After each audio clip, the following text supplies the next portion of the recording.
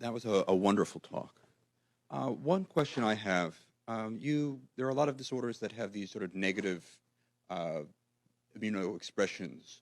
One could think about, you gave the example PTSD, there's depression, anxiety, fibromyalgia, chronic fatigue syndrome. There's this disconnect, though, between the health outcomes that you're suggesting and the epidemiology of those disorders. There's no increased cancer mortality in depression or fibromyalgia or chronic fatigue syndrome. Do you have any thoughts about that discordance? Yeah, I do. So I don't think, we don't actually see a very prominent example of this fingerprint in depression. We've seen it a little bit sometimes, but depression is one of these things where people talk a lot about that as a risk factor for health outcomes. I tend to agree with you. I don't really see much evidence that it's a terribly profound marker for that kind of thing. And we don't see much of a very strong gene expression fingerprint for it in the ways that I'm talking about here. And I'm not even sure there's much of a strong fingerprint for it at all at this point. I'm sort of a little underwhelmed by that kind of thing. So, and for PTSD, PTSD is exceptionally complicated just because trying to, randomizing organisms to PTSD, hard to do. And epidemiologically unconfounding PTSD, also pretty hard to do. So that one, I'll just chalk up to, I'm not sure I can make sense of any of the epidemiology in that context. For most of the things that I talked about today, the initial motivation actually was exactly the epidemiology you're talking about. So part of the reason that we were looking at social isolation is that, in fact, does have pretty good epidemiologic, sort of evidence and support of risk of a variety of chronic diseases. Same thing for most kinds of socioeconomic disadvantage. There's the one thing that you hit on is that there's some controversy about whether there's much SES gradient in whether you get cancer or not, the initiation or incidence of cancer. And I tend to, certainly in the stress literature, I don't see that stress is a big risk factor for getting cancer. Where the literature is stronger there is that people who have low social support, arguably more stress, but most defensively low social support, are at increased risk of disease progression once they have it. And so the model I talked about, although I didn't make much of this, is actually a model of progression of an incident cancer. In other words, we didn't make that cancer grow from an initial profile of genomic damage. We took an already initiated cancer cell and said, how well can it capitalize on the genomic damage it already has, and how well can it colonize distant tissues? So there's decent, not awesome, but reasonably decent epidemiologic data that socio-environmental variables like economics and social support, at least at the broad level of marital status, are reasonably good risk factors, like about 5 to 15% differences in 5-year survival for most types of cancer. Thank you.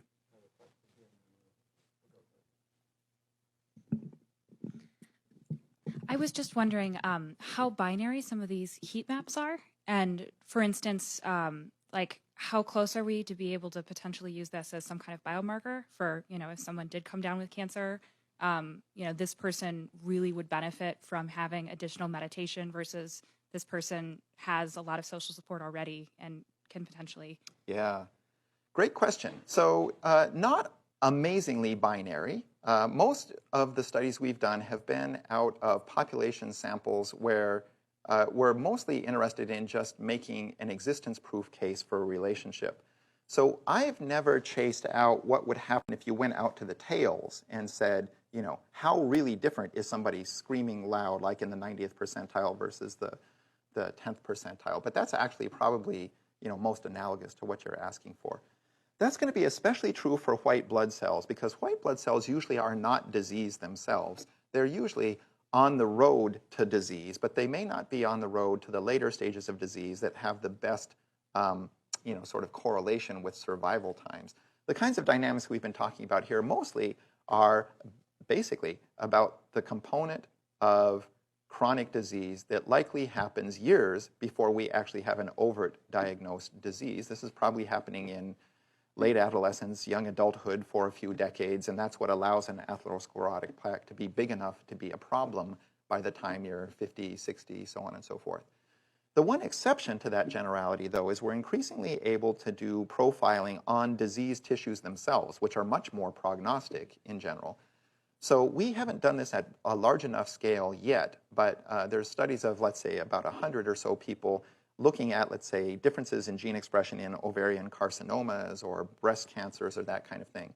And those seem to be pretty usefully prognostic. You can get, fairly notable differences in survival, even when we control for our best available histopathological parameters and staging and that kind of thing.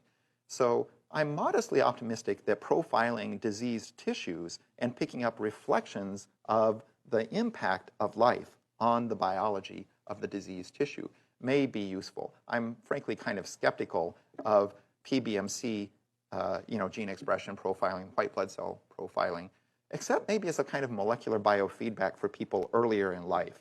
There's lots of people who would basically say, I'd really rather not wait till I have a heart attack to figure out whether I need to do things differently. I just don't know what I should actually do. One thing I can tell you is meditation and positive affect is just not for everybody. And so I'm increasingly convinced that people will probably need to do their own experiments on their own bodies and use the gene expression readout of their own personal experiences with their own lifestyles as probably the best proxy guide for what is the healthiest way for them as individuals to live, subject to their genetic background, life circumstances, developmental history, all that kind of stuff. Sure. So there's you have very interesting and great results from gene expression, but what about some of the other omics, such as looking at DNA methylation, just epigenetics in general, chromatin structure, right, a couple of other mutations? So far we haven't done a lot with that. A while back, we took one serious swing at methylation as a sort of a potential intermediate between social environmental conditions and these gene expression dynamics. And we didn't find that methylation was a particularly good marker for that kind of thing. The gene expression stuff has been, sort of more decisive and more productive there. But methylation is just one element amongst, sort of a whole complex system of epigenetic dynamics. And so I think, in another maybe 5 years, when we have a more comprehensive sense of all of the epigenetic dynamics, and we have the capacity to assess them in parallel in one given tissue so that we can look at their joint integrated effects, it's probably worth revisiting that. At the moment, looking at just one slice hasn't been, especially productive, but I don't think that means anything about the science. I think that just means something about our stage of development and the ability to assay this stuff, and especially to put it back together into a coherent picture of what's going on for a person. You haven't found mutations or anything that sort of... Yeah. We one of the strategies we do, so I didn't get too much into the details of this, but we spend a lot of time trying to do inferences of transcription factor activity. Which transcription factors are carrying socio-environmental information in? One thing that we can then do is say, adversity, you can sort of, this is a little bit of an exaggeration, but you can sort of think of lots of different types of adversity as being represented in the nucleus as, the activation of these, 6 or 8 transcription factors, at least in white blood cells. Different transcription factors in different tissues, but let's just take white blood cells for a moment. The next thing we can do is we can say, which genes do these transcription factors target? We can read that literally out of the promoter based on the sequences in there. And then we can ask, is this a gene that has a polymorphism where the transcription factor should be landing? And so you can do that kind of computational bioinformatic imagination of how this polymorphism might influence this gene's sensitivity to environmental circumstances. We did that on the IL-6 gene, and it actually worked like a charm. So we were able to pull out from the transcriptomics, it looks like the GATA1 transcription factor is one of the major handmaidens of beta-adrenergic signaling from the sympathetic nervous system and perceived threat. So we then, scanned through essentially dbSNP and said, give us GATA1.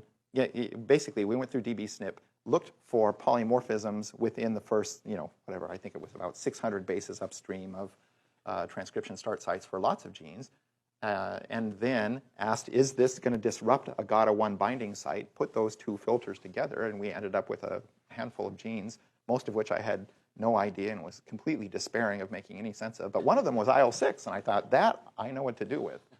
So that kind of thing is doable, and there's actually a lot more room to be doing it. Okay, well, thank you very much. Sure, my pleasure. Thanks very much. Yeah, I think it was a